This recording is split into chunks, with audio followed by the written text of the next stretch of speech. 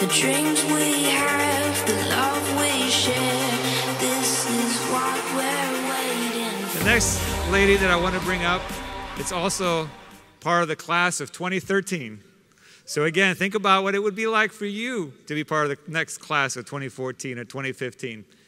She has an amazing story, is producing millions of dollars in volume.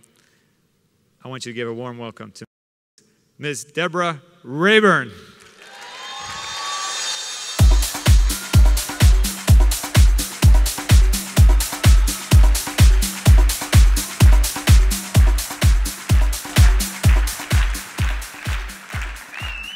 Thank you. Makes me think I have a fan club. Well, how many of you were introduced by an opportunity meeting? Most all of you? I wasn't. I have never been to an opportunity meeting for my company, ever. I've been with them 13 years. The way I became involved was I was teaching herb classes, nutrition, soap making, bread making. We lived way out in the country. It was something I loved to do, and people would come out and they would do herb walks with me in the forest. And one day a lady came to one of the classes and she said, how about you add these products to what you sell in your store? We had a little store. And they would benefit you, they would benefit your clients. Okay, that was it. That was my opportunity meeting. I said yes, I signed up. I bought products. I had lots of customers because what I did was I just stocked the product on the shelf, and then when you would come to a class, or maybe you would just call up and say, I need some such and such, and then I would sell it to you. If, though, this is the way I had distributors, we lived in Texas, still do, but we were out in the boonies, in the middle of the national forest, down a 2-mile dirt road that washed out when it rained. If you came at night, you would see deer, you would see bobcats, you would feel like this was a dangerous journey. So people would sign up just so they could buy the products and not have to come out. So this was part-time for me. My husband had a really great job, so it wasn't the money, it was the fun. So then comes, this is the year 2000, comes 11 years ago,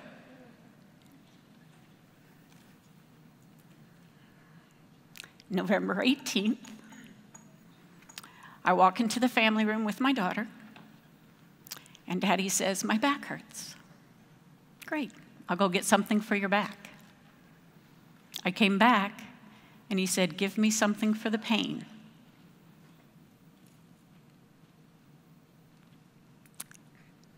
Those were the last words he spoke. Over the next 30 days, I would find out, number one, I could not take his place in his job, which paid very well. I had a hobby for an income. We were $165,000 in debt.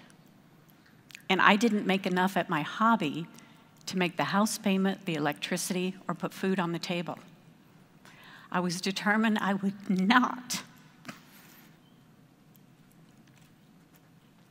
not file bankruptcy.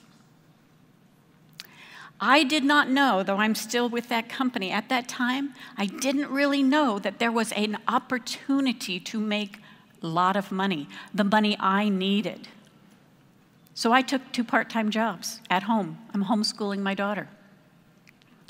So for the next 2.5 years, I'm working 14-hour days, 6, sometimes 7 days a week. After 2.5 years, I'm toast. I can do nothing. My health is deteriorating. I'm toast. So it came to me after a lot of prayer that I needed to build this business. What I was doing, I need to build the business. But I knew it wasn't build my hobby to a greater level, because that took too much time. When you have your own business, the one thing I have learned, you only make money when you're working your business. I only made money if I saw clients or taught classes. I couldn't earn enough. Maybe I didn't charge enough, but I couldn't earn enough.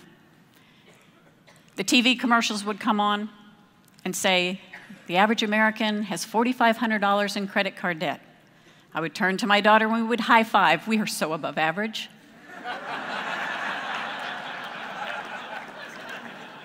So since my sponsor didn't know the comp plan herself, didn't tell me about it, I had to go up several other levels till I found someone who was actually making enough money to live on. In other words, they weren't doing something else. It was just network marketing.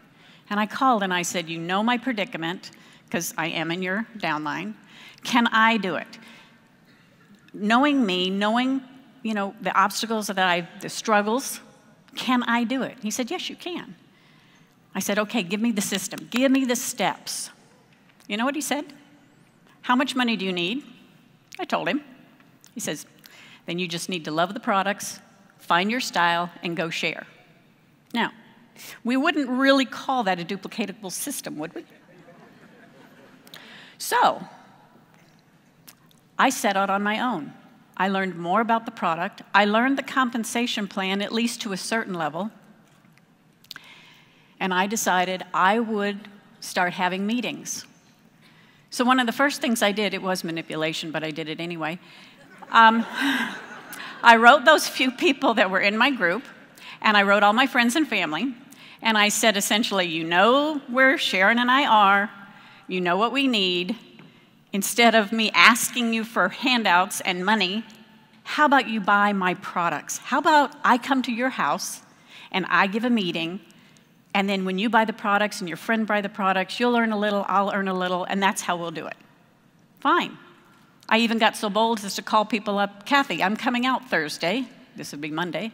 Please have 7 or 8 people at your house for me to share with. Click. And I showed up. I did. I had to make it work. It wasn't that my company didn't have a system or a CD or anything like that. Oh, they did. I found out later. It's like, this could have been a little easier, but that's okay. That's okay. I don't regret all the steps. I did not make any mistakes. I didn't build as smart, maybe, as I should have, could have, but I did it. So the first meeting, people are signing up. Then the next meeting, they're signing up. And then the next meeting, and the next meeting. And I'm seeing, wow, this has potential. But my focus is still the money I need every month to pay the bills and not be bankrupt. So this goes on for 3 years. I'm making the money, and guess what comes in the mail? A piece of paper that says, well, I've several, no credit card, 0 balance, and the one that I liked the most, the mortgage on the house was paid off. Now I figure no sweat, even if this business goes to the toilet, I can go back to my classes and at least earn enough money to pay the taxes and put food on the table. I didn't have the concept. I knew the comp plan, but until you have that belief in it, that number one, you can do it. It wasn't about hard work. I would do the hard work. Until you have that belief, and then you really see how this really comes out, how it works out, how it unfolds, then it's hard to know that you really can do it.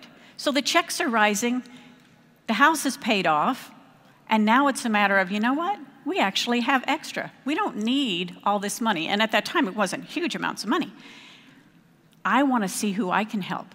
So I started, because a lot of my friends were kind of like, Deborah's very young to be a widow, so we don't want to be in that position. And I said, well, you know what? Then why don't you do something for yourself today to prepare for whatever comes tomorrow? So I kept on doing classes. I'm still doing all the work. I haven't figured out the leverage part. I'm still going all the meetings. I'm driving all across Texas. I would drive in the morning. We would teach in the afternoon. I would drive home at night. You know, we lived on peanut butter jelly sandwiches on the road and cans of hot soup. It was interesting. It was fun. I don't go there anymore. Okay, do not offer me PB&J. And never speak to my daughter about Beanie Weenie. We had our full. Now I see, though, the potential that I can help other people do something. Even if I never earned any more money, they could earn money so that if they had a disaster in their life, it didn't have to be like mine, they would be able to take care of themselves. I had my mom and dad join. I had my sister join. I built their businesses for them. They didn't do anything. But guess what? When my parents were older, when my dad died and then my mom had to go into an assisted living center, she paid for it with her check. She didn't have to ask for family. It's awesome when you can get your family involved. And yeah, I manipulated again. I told my parents, just join, help me out, and then one day if this amounts to something, you'll be happy. And if it doesn't, well, you use some fine products. And they did.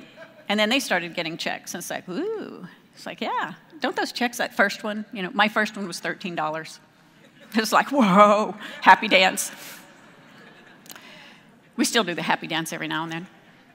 So as I'm teaching these other people, here was my system that I developed. I come to your house. I do the first meeting. You watch. We get everyone enrolled, get them the product, go home. We have a next one within a week or 2 weeks because all those people are not going to bring their friends. Now we split it. I do half, you do half. I always taught product and business, so it's like we each got half, because now I'm getting you involved. I want you to learn to do it yourself. The third meeting, I'm an observer. I answer questions. I don't critique necessarily, but if something is totally not right, then I have a talk. That is when I saw the power of duplication happen. And then everything happened so exponentially. Well, one of the ladies that I went to her house and taught, about 3 years after, she's in the business. She's making, I don't know, good money. She's like mid-level.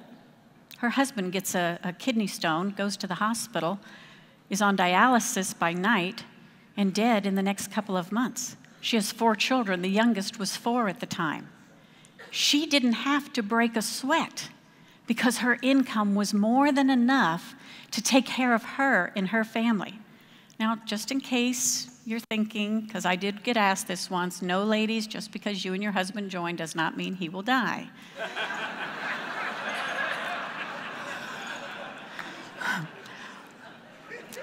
But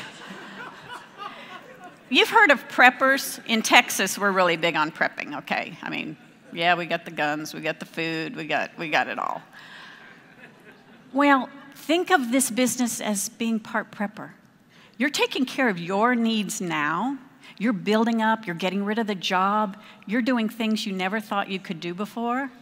Now let someone else be there, helping them. Be prepared. Right now, I can give more away to the causes that are near and dear to my heart than I used to make in a year. That's an awesome feeling, you know?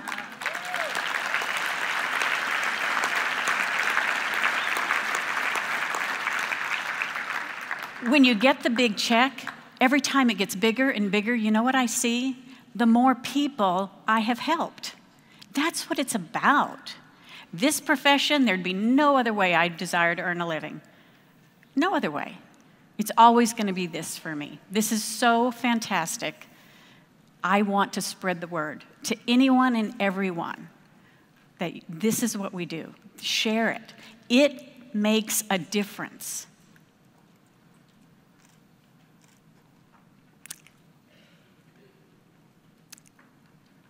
You do not know the lives you can change. You may never know everything that goes on in your group when you get a large group. But I hear stories, and you'll hear stories too, of the lives that have been changed because you shared. If someone says, I don't want to hear about the opportunity, do it again later. Share with them later. Share your story. Everybody has to have a story. Your story is your why. Your why will change. I'm a woman of faith, and in Jeremiah 29:11 it says, I know the plans I have for you. Plans for a future and a hope. I was hopeless for a while, but I believed there would be a future. Think about your why, and then take it past you. My why had a name, and there was nothing that was going to stop me. Your why will take you through the times of sacrifice, struggle. The why will be there at the victory. My why?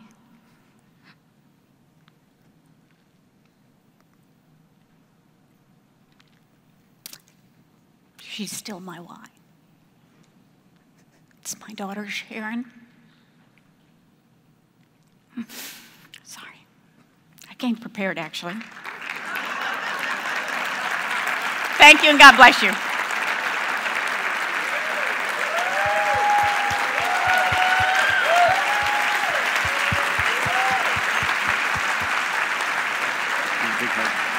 Thank you. Let's give it up for Miss Deborah Rayburn.